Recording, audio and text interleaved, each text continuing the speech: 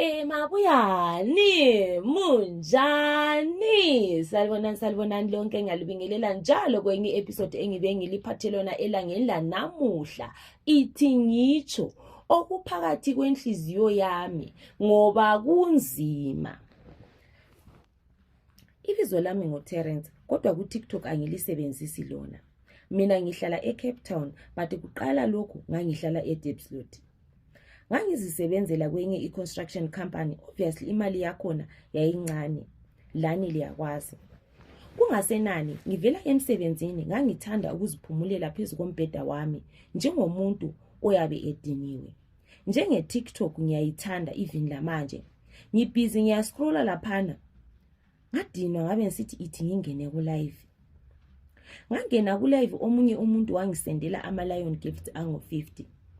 Umuntu wonke owaye ku-live wangijabulela, lami ngajabula kakhulu. Kwabuya ngingakhangelelanga. I-live yaphela umuntu wonke wangithumela i-message. Lo Thimi wangithumela i-message ku-TikTok. Saqalisa ukuxoxa, wangipha inamba zakhe ze-WhatsApp, wathi ibizo lakhe nguThimi. Kanjalo nje ngahamba ku-WhatsApp saxoxa. Wathi ufuna ukungibona. Okay, for that day, la sasesiqedile. Back to my reality. Ngabuyela ku-TikTok ngachecka ama-lion lawana engangiwathunyelwe nguThimi. Ngabona ukuthi imali eningi kakhulu. Njengomuntu owayengazake ethunyelwe lutho ku-TikTok. Ngase ngibhizi, ngichecka ukuthi ngingawathatha kanjani lawo ma-Lion Gifts. Wayehlala exoxa lami uThimi, wathi it's time to meet others. Mina others obani? Wathi tomorrow ngo-7 will come and pick you up. Wathi njalo uzothumela isigqoko before 7. Ngathi okay. Ngangiyintuthu vele ngisemnyameni. Like umuntu wakhona wayenga-explain kuhle, njalo wayengangiphi isikhathi sokubuza. Laphuma ilanga the following day, ngahle ngavuka ngaklina njengomuntu owayelinde ukuya somewhere. Sakhuluma lo Thimi ku-WhatsApp, wabuza i-address, wathumela impahla leziyana. Kwakuyi-shirt ye-black, le-trousers le-black, lezicathulo ze-black. Kwakukuhle, kanye le-perfume, hayi kuhle, ngathi isikhiwa. Okay, wabuya wangithatha, wahle wagqoka okufana lokwami, le mota enhle, kwamangalisa.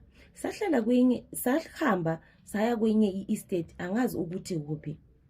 Ngathi ngifika, everyone wayegqoke impahla ezinjengezami. Umuntu wonke welcomed me. Kwakungathi bebelinde mina. Kwaku-weird.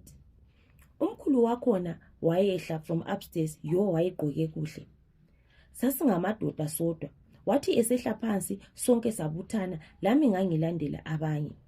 Sasuka sahamba kwenye i-room. Kwakulama candles awe red le black everywhere in that room. Inhliziyo yami yayichaya. Umkhulu wakhona wangibiza wathi, ngibambe inhliziyo yami, ngibambe ibhuku elinye elimnyama elikhulu. Ngayenza njalo, inhliziyo yami yajikama khonapho.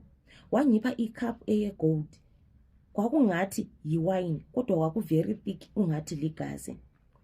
Wathi ngifake isandla sami phakathi kwedish eye-gold futhi, yayile that same thing engathi ligazi futhi.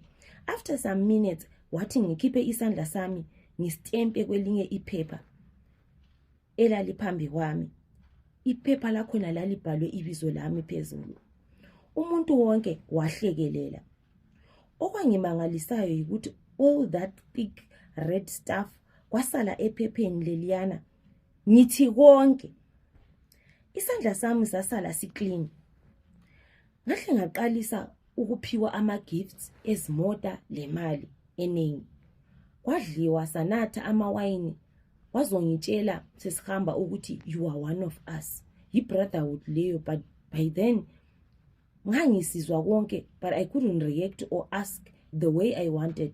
Ungathi a force was controlling me. Okay, ngathenga imota ngoba bangipha imali eningi. Like that story of rags to riches.